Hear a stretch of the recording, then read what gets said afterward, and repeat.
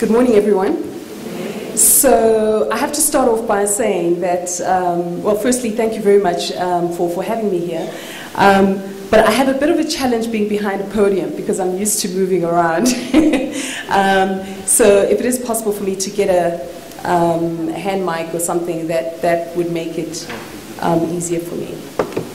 So what I'd like to do this morning, I'd like us to take a look at just some of the facts and the numbers behind the influence that we have as women, because I think the manner in which we sometimes address the issue of gender diversity and our role in society is perhaps not quite in the same way that we should be presenting it in terms of the language.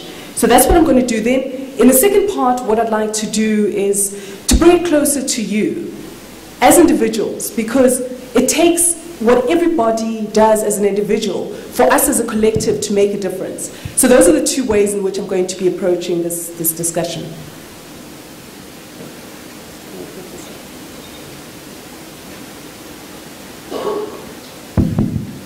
So the title of the presentation is Diversity and the Bottom Line. And the reason I've called it this is because I think, number one, we need to get first things right first. And that is, we need to change the language that we're using. Because when you think about it, the whole issue of our role in society, not only in our homes, but in our businesses, in governments, it's not an issue that is about a social injustice. Yes, it is a social injustice. But much more important than that, it's an economic and business imperative. The reality is that we make up the most significant portion of populations around the world. And so if we're unable to tap into the talent that is locked within us, certainly if governments and businesses are unable to tap into the talent that is within this room and many other women like us, then certainly we will not be able to deal with many of the issues that the world is facing today and will continue to face tomorrow. You know, I think I once heard, I often go from time to time to the World Economic Forum, and Klaus Schwab, who founded it, says it very well when he says that a nation's competitiveness is really going to be, it will be positioned well if that nation is able to tap into the over 50% of its population, and that is who we are. We represent at least 50% around the globe of the population, and when you look at the statistics in labor forces, we're very much a significant portion around the world of that, 50% and more. And so when you look at some of the complexities that the world is facing in the 21st century, certainly you need to be able to tap into all of us. Why tap into only half of the population when you could be finding solutions from all of us with respect to how we deal with a number of the issues that are changing in our world today? The fastest growing demographic in the world today is not people.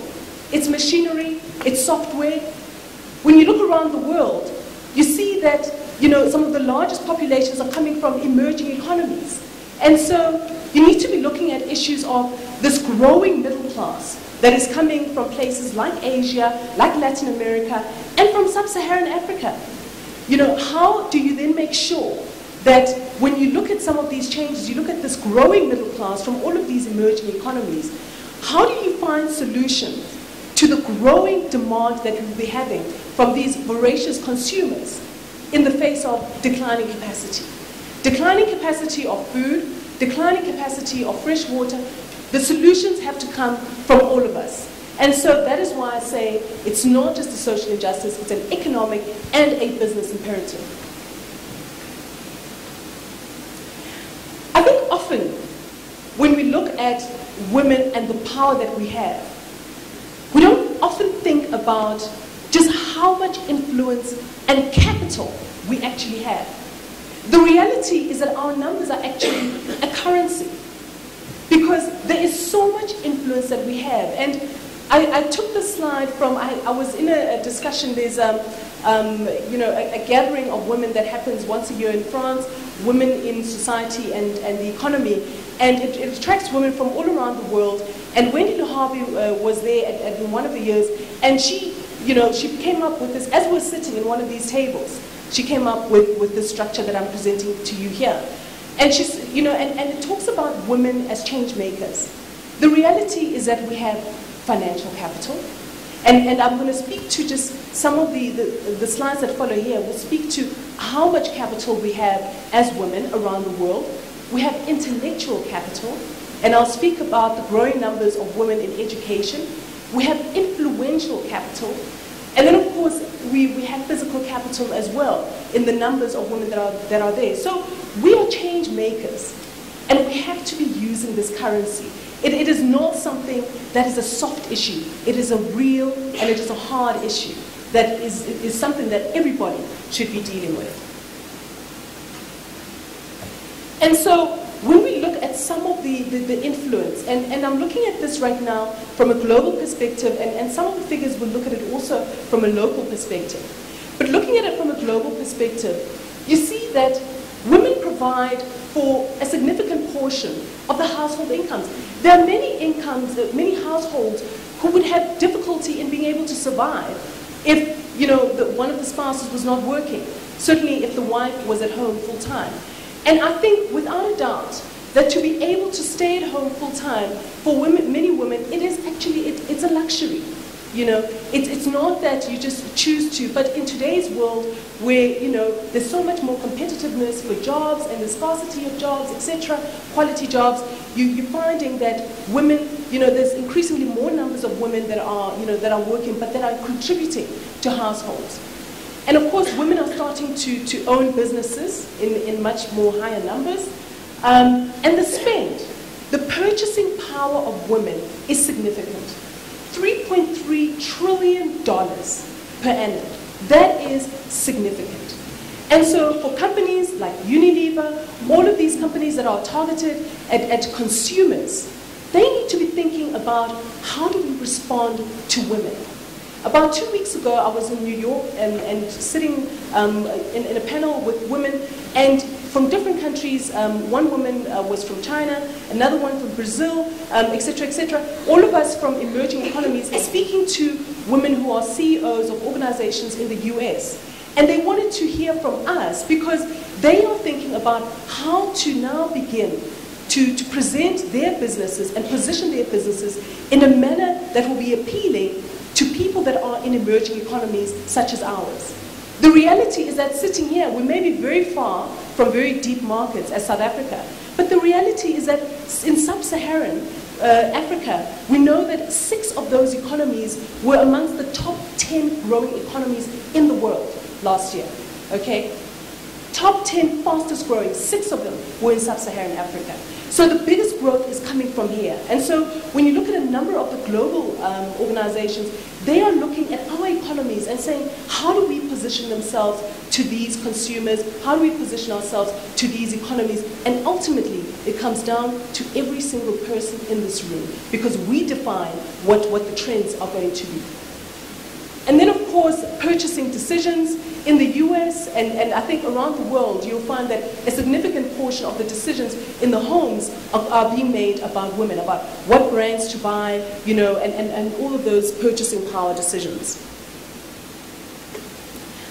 Certainly, research shows us also, additionally, that the percentage of businesses that are privately held in women, that are privately held in South Africa by women has increased substantially. We see that against the global averages, that South Africa actually has been doing far better than the rest of the world. And also we see that South African women currently hold, you know, more positions in senior management roles than in the rest of the world, 27%, which is higher than the rest of the world, where on average it's about 20%. So as much as, you know, yes, it is still lagging, we still need a lot more representation of women in management, in businesses, but certainly we see that the strides are being made. It is not something that is insignificant in South Africa. And I guess a large part of it also has been because it's been legislated. When you look at, for instance, Norway, where it was legislated, so that has been a driver. But when it comes to, you know, going forward, it shouldn't be the involvement of women in business and economy should not be something that requires legislation. It just needs to be something that happens because it doesn't make sense for it not to be that way. I think furthermore, when you look again at the statistics in terms of the influence that we have as women around the world, you see that nearly 10.4 million companies are owned by women. I mean, that is significant. And then you look at the number of people that is employing, and of course, the revenues that it produces, approximately $2 trillion. That is significant. It's huge influence. But the reason why you don't see it being used altogether, we tend to be quite fragmented. And I think that's why it's important for us, when we get together as women, to be looking at what a force we are as women around the world, but also just, in our country as well. And so we see also in terms of just globally, moving away from South Africa, we see that 41% of all privately held women are businesses that are owned by women.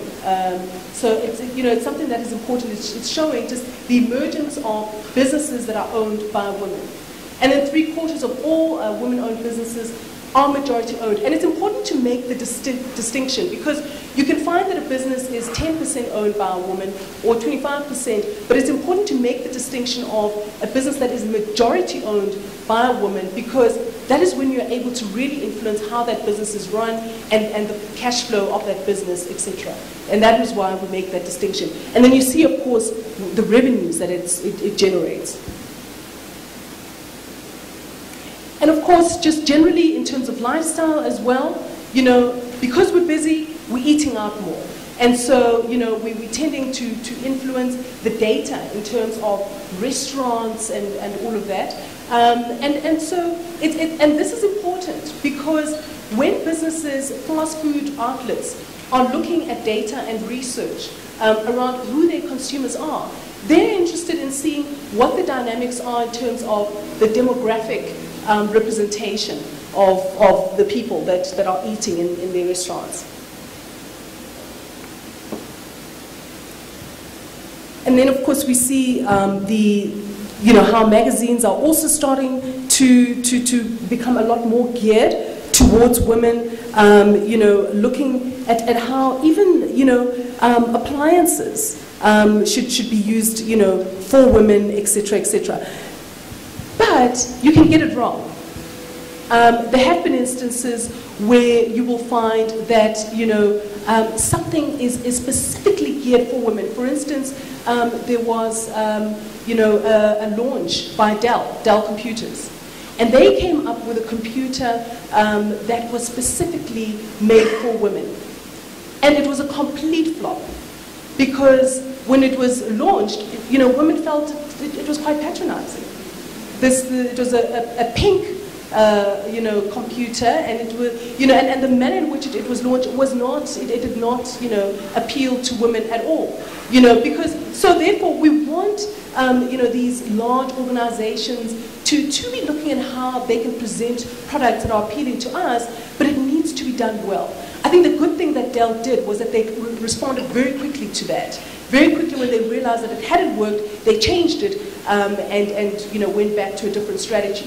And that's important too, because you need to have the ability to adapt quickly when you see that something hasn't worked. And there are many large organizations that do get their campaigns wrong.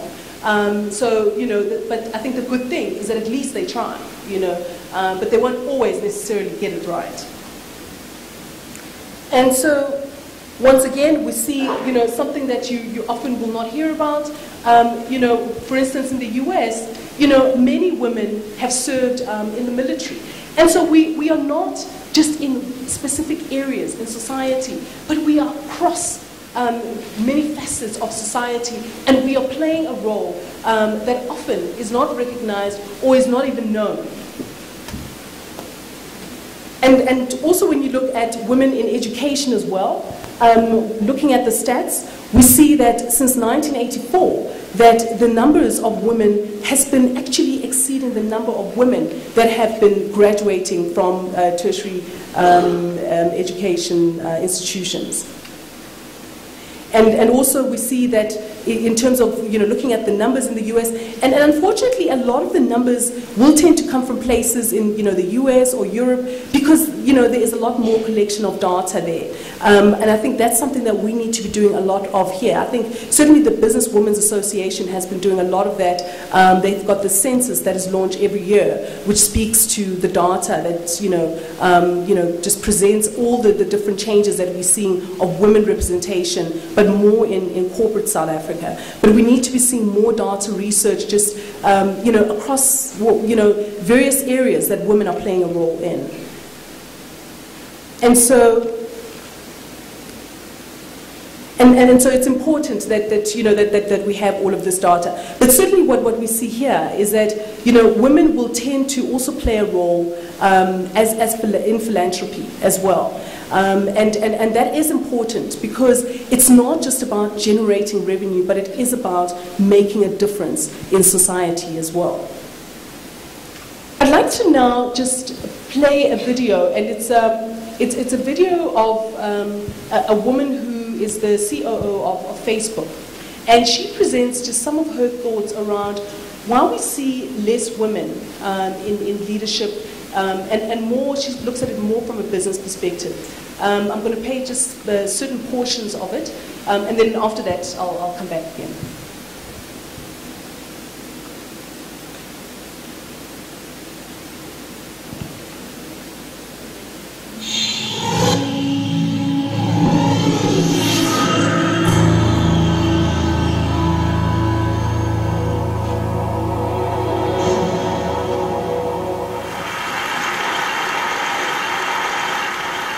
So for any of us in this room today, let's start out by admitting we're lucky. We don't live in the world our mothers lived in, our grandmothers lived in, where career choices for women were so limited. And if you're in this room today, most of us grew up in a world where we have basic civil rights. And amazingly, we still live in a world where some women don't have them. But all that aside, we still have a problem, and it's a real problem. And the problem is this: women are not making it to the top of any profession anywhere in the world. The numbers tell the story quite clearly. 190